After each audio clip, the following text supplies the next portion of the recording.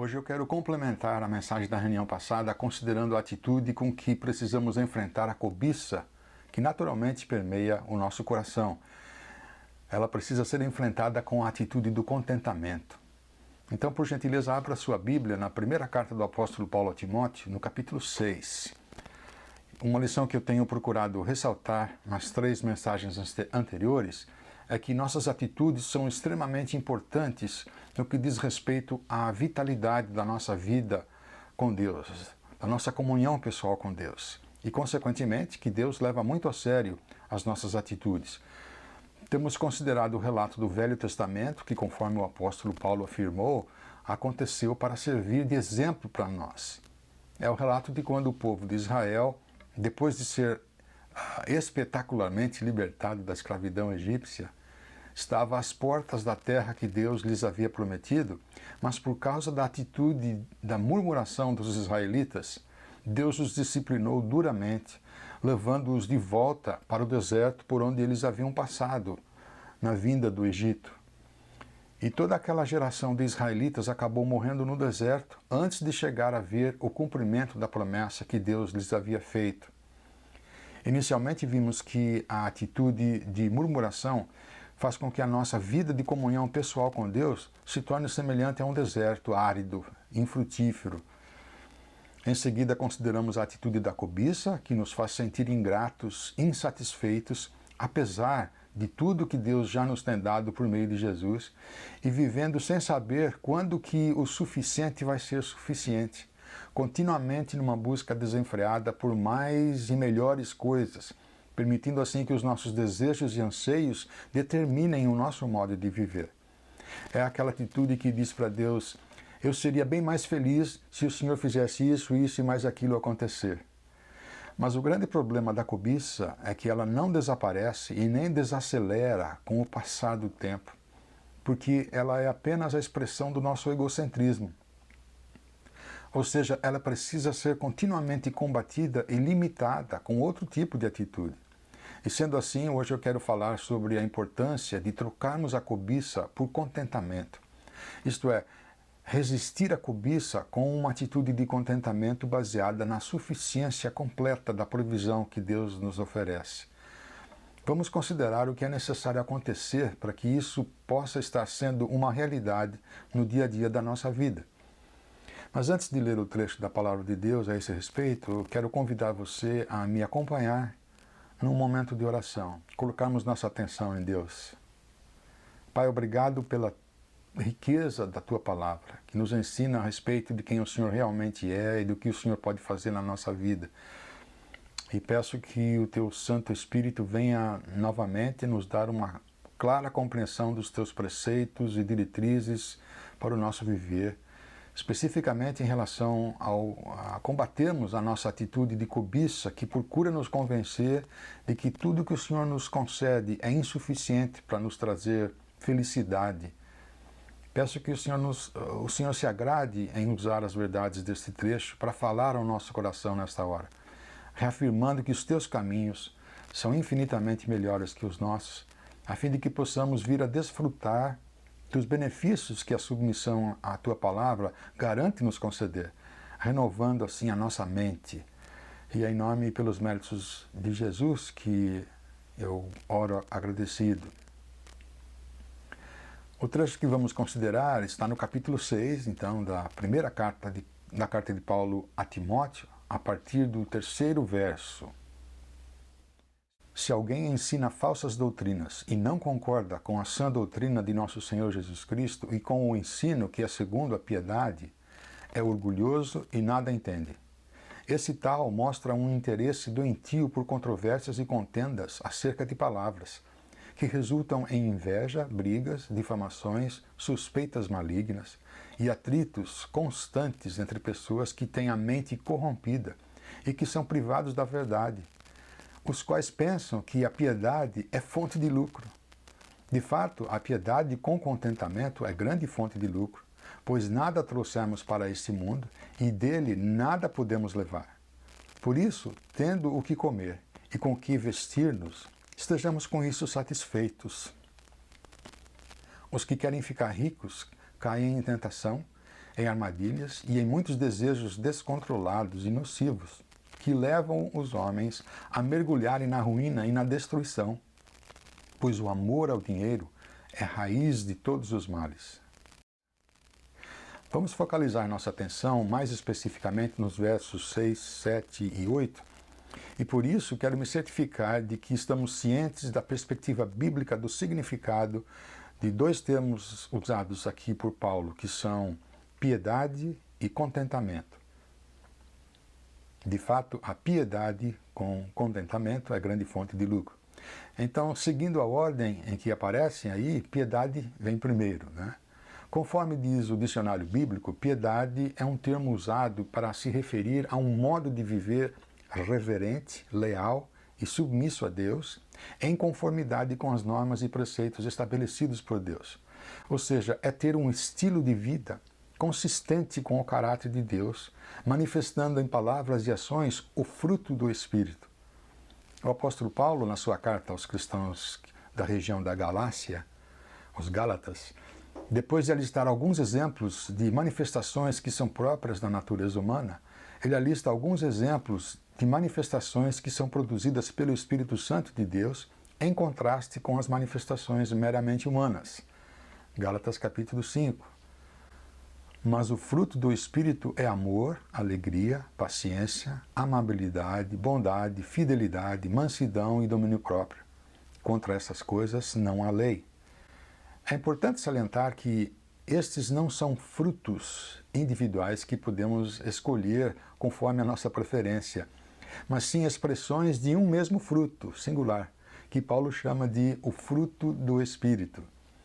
É importante notarmos esse fato porque nos ajuda a entender que piedade se refere a um modo de viver que expressa diversas facetas da vida cristã, não só a uma característica como sentir dó, sentir pena.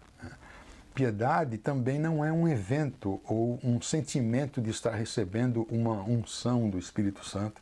Tanto é que no capítulo 4, Paulo havia ressaltado a necessidade da piedade ser exercitada. Capítulo 4, versículos 7 e 8. Rejeite as fábulas profanas e tolas e exercite-se na piedade. O exercício físico é de pouco proveito.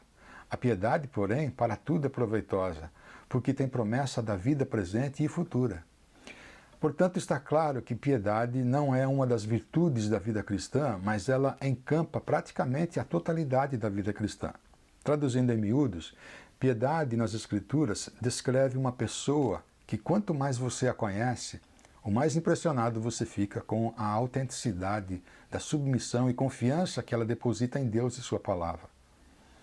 E para fortalecer ainda mais essa verdade, um pouco antes, aqui mesmo nesta carta, Paulo faz a menção da essência do significado da piedade por ela estar diretamente conectada com a presença de Deus em nós por meio de Jesus.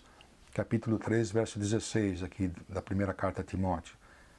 Não há dúvida de que é grande o mistério da piedade. Deus foi manifestado em corpo, justificado no Espírito, visto pelos anjos, pregado entre as nações, crido no mundo, recebido na glória. Ou seja, Jesus é o mediador da graça de Deus que nos concede a possibilidade de desfrutarmos dos benefícios dessa graça. E, portanto, Jesus é a essência da piedade.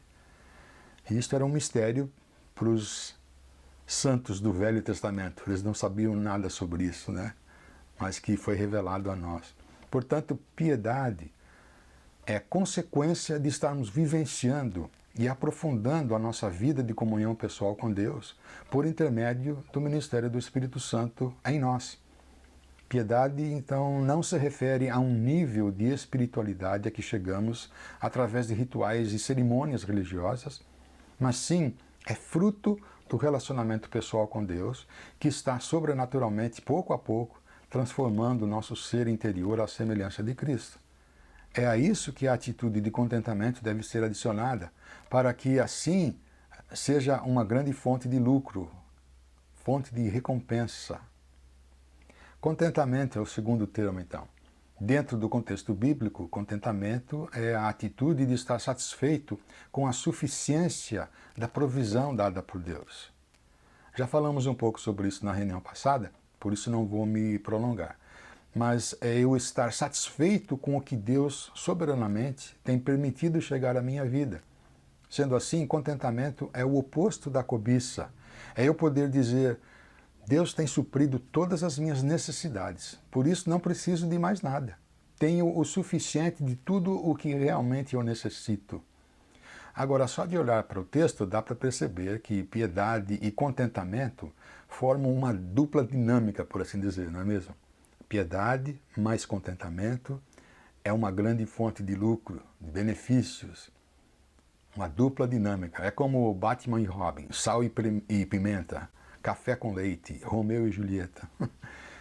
A vida cristã saudável é aquela em que piedade e contentamento são como que os lados de uma mesma moeda, são coisas que precisam andar juntas. E a razão pela qual elas devem andar juntas é porque nós não devemos nos contentar com quem nós somos por natureza, interiormente, mas sim nos contentar com o que nós temos, com o que possuímos, externamente falando. O nosso ser interior precisa estar sendo transformado à semelhança do caráter de Cristo. E esse é o processo que irá continuar enquanto estivermos nesse mundo. Enquanto que as coisas externas da nossa vida, as coisas que possuímos, são extremamente frágeis e passageiras, capazes de satisfazer nossos anseios e desejos apenas por um tempo bastante limitado. O contexto em que Paulo escreveu essa advertência era o de falsos mestres que estavam pregando o Evangelho como se fosse uma fonte de lucro, como vimos no versículo 5. Isto é, para fazer dinheiro, para ganho pessoal, tratando a mensagem do Evangelho como se fosse um produto a ser comercializado. E alguém pode estar pensando, bom, então isso que a gente vê acontecendo hoje em dia em muitas igrejas e ministérios não é uma novidade, né? Mas eu quero ressaltar que Paulo não estava condenando o fato de alguém estar buscando melhorar a sua vida. Aliás, o anseio por ter uma vida melhor é uma dádiva de Deus. Tanto é que a mensagem do Evangelho é que em Cristo podemos ter uma vida infinitamente melhor. O que é errado é procurarmos satisfazer nossos desejos de forma inapropriada, porque por natureza temos a tendência de satisfazer os nossos desejos de um modo egocêntrico, pecaminoso. Ou seja, em geral, queremos ter mais, ter algo diferente e melhor, por causa de insatisfação ou descontentamento com o que Deus já nos tem dado, ainda mais quando nos comparamos com outras pessoas. Portanto, Paulo não estava condenando o fato de possuirmos e desfrutarmos dos nossos bens materiais. Tanto é que alguns versos mais adiante, versículo 17, Paulo disse: ordene aos que são ricos no presente mundo que não sejam arrogantes, nem ponham sua esperança na incerteza da riqueza, mas em Deus, que de tudo nos provê ricamente para a nossa satisfação. Paulo não estava condenando as riquezas, mas sim o uso inapropriado delas. E é exatamente isso que está em jogo na declaração de Paulo, do fato que a piedade acompanhada por contentamento é uma grande fonte de lucro.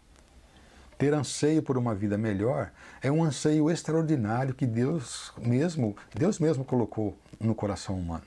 Por isso eu quero ficar batendo nessa tecla por mais alguns momentos. A piedade com contentamento é grande fonte de lucro.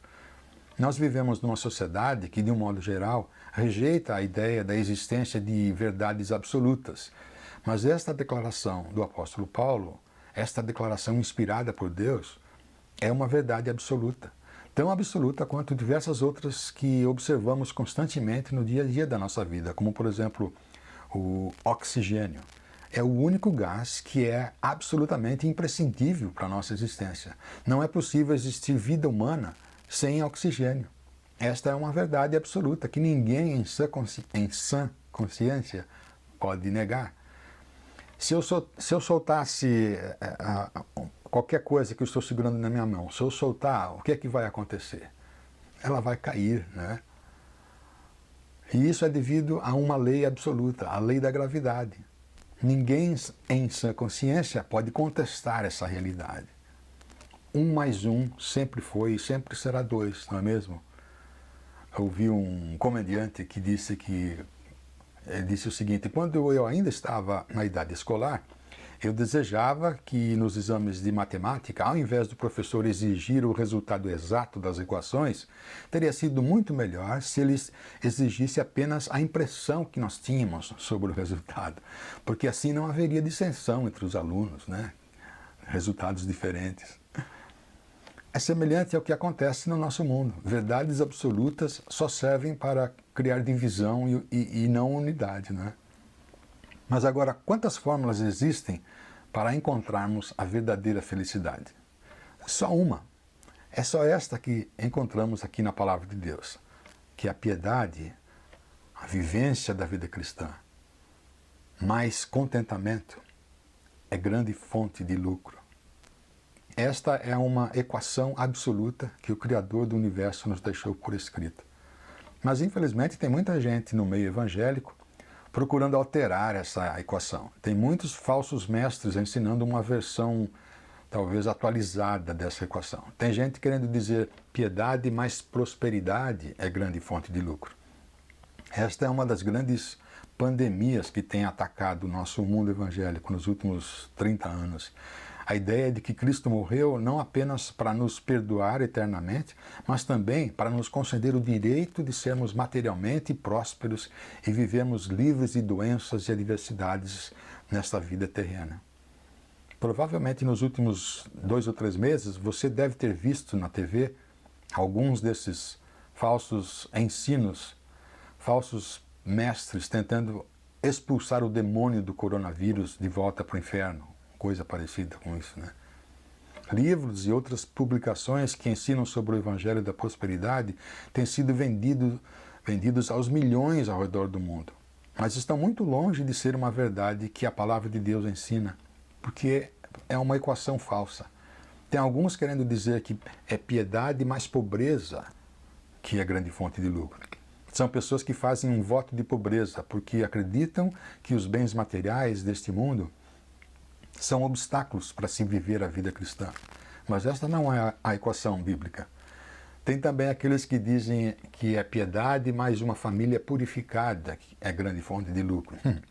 A teoria de que é necessário quebrar maldições hereditárias que acompanham as diversas gerações de uma família e que precisam ser renunciadas para que elas não continuem a causar adversidade, infortúnio na vida das pessoas, ignorando totalmente a verdade absoluta que diz: se alguém está em Cristo, é nova criatura.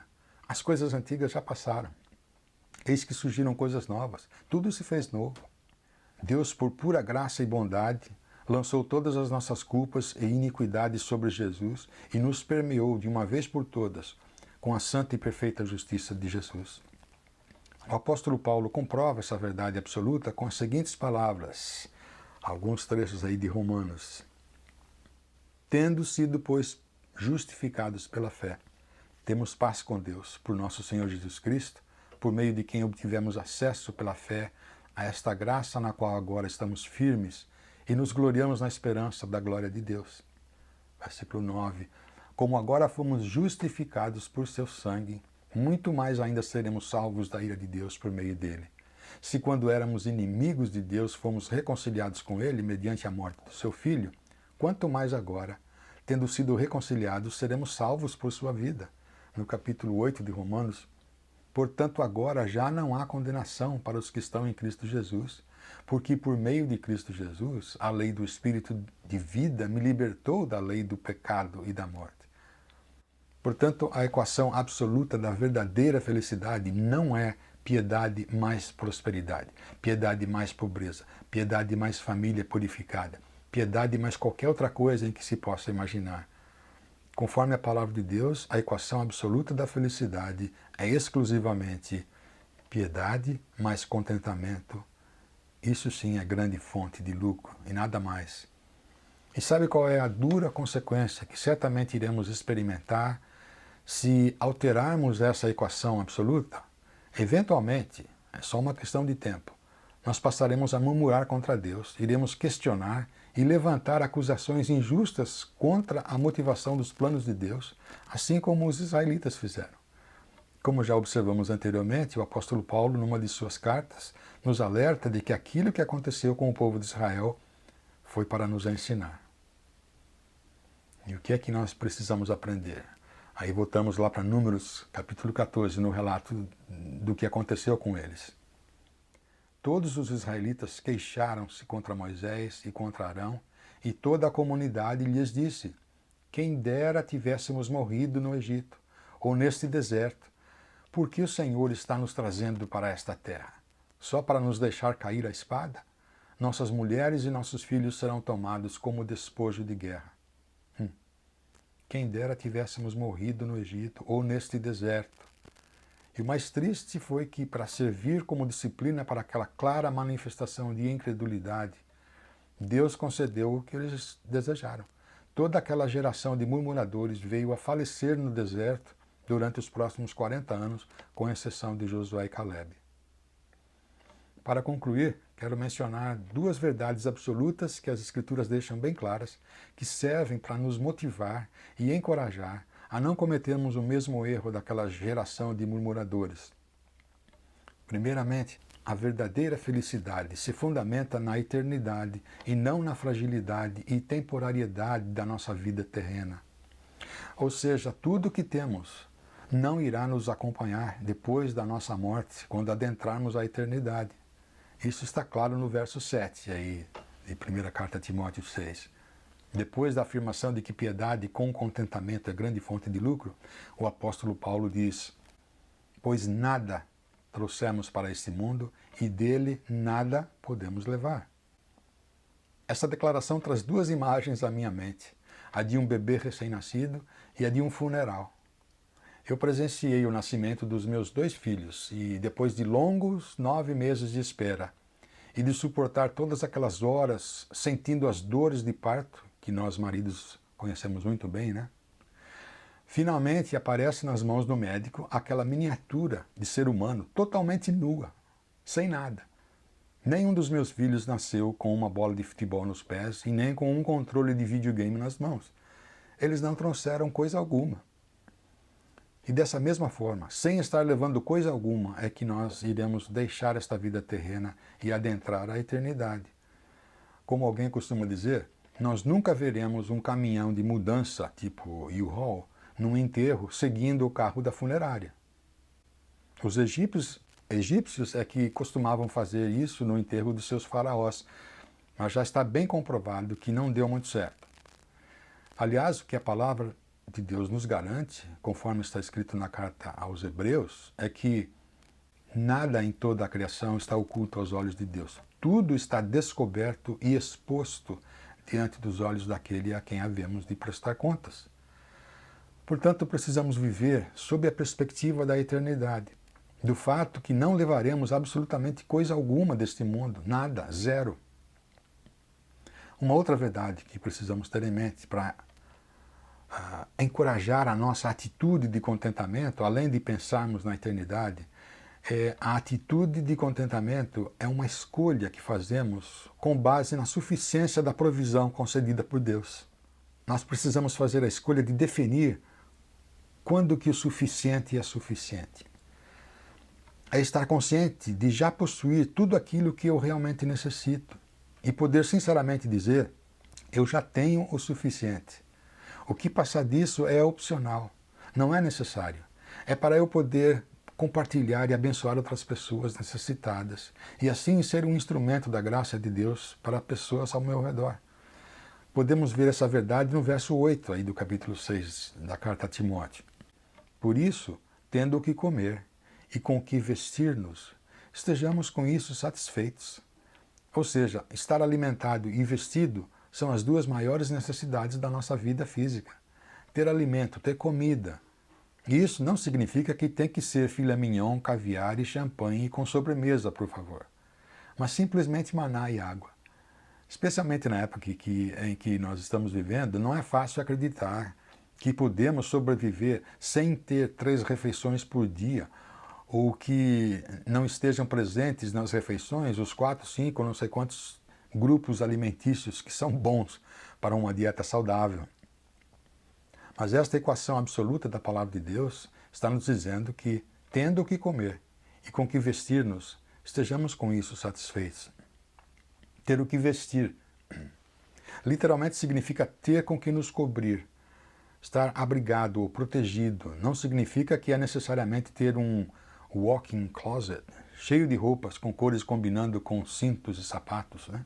Não significa ter uma casa com ar-condicionado central, 3 banheiros completos, piscina no quintal. Este não é o significado de ter com que nos vestir. Mas com isso, não estou querendo dizer que seja errado ou que não condiz com a vida cristã, ou que se eu não tiver, eu tenho o direito de murmurar e ficar azucrinando os ouvidos de Deus para que Ele arrume um jeito para me dar. Significa apenas que não é uma necessidade e que é algo que não oferece garantia de felicidade. Nós precisamos apenas de ter o que comer e ter com que nos abrigar. Isso é suficiente. Eu não necessito de mais nada. Isso é o que me basta. Nós vivemos numa época em que somos praticamente inundados com tantas opções de coisas que prometem satisfazer nossos desejos e vontades, que nos contentar com o que é suficiente pode parecer algo totalmente impossível, não é mesmo? Mas a verdade absoluta, a equação absoluta que a palavra de Deus nos ensina, é que piedade, isto é, viver em submissão às verdades da palavra de Deus, com contentamento, isto é, confiando na suficiência do que Deus nos concede, é grande fonte de lucro. Este é o valor de referência com o qual precisamos aferir a nossa vida. Ouça as palavras desta oração registrada no livro de Provérbios, capítulo 30. 2 coisas peço que me dês antes que eu morra. Mantém longe de mim a falsidade e a mentira. Não me dês nem pobreza nem riqueza. Dá-me apenas o alimento necessário. Senão, tendo demais, eu te negaria e te deixaria, e diria, quem é o Senhor? Se eu ficasse pobre, poderia vir a roubar, desonrando assim o nome do meu Deus. Este é o princípio que deve nos ajudar a definir o nível de suficiência para a nossa vida. De podermos dizer para nós mesmos, o que eu tenho, o que eu já tenho, é suficiente, é o bastante para a minha família. Tendo como alvo, chegamos ao ponto de poder afirmar com sinceridade de coração que ter mais não é igual a ser feliz. Ser mais próspero não é o que me faria ser uma pessoa realmente feliz. Comprar uma casa nova ou um carro mais novo não é o que me faria ser realmente feliz. Ganhar na loteria não é o que me faria ser uma pessoa realmente feliz. A verdade absoluta que a palavra de Deus nos ensina é que piedade e contentamento, isso sim é grande fonte de lucro, de benefício, de felicidade verdadeira. Salmo 62, a parte final do versículo 10 diz assim: se as suas riquezas aumentam, não ponham nelas o seu coração. Ou seja, vamos fazer a escolha de não permitir que o nosso poder aquisitivo determine o nosso estilo de vida, mas sim reconhecer que a graça de Deus é suficiente para a nossa vida. Vamos fazer a escolha de colocar a eternidade como sendo o foco maior da nossa vida, para que isso traga equilíbrio ao nosso modo de viver no tempo presente. Vamos fazer a escolha de cuidar não somente dos nossos próprios interesses, mas também dos interesses dos outros, das pessoas que Deus tem colocado à nossa volta. Vamos fazer a escolha de ter a mesma atitude de Cristo Jesus, que, embora sendo Deus, esvaziou-se de si mesmo, assumindo a forma de servo.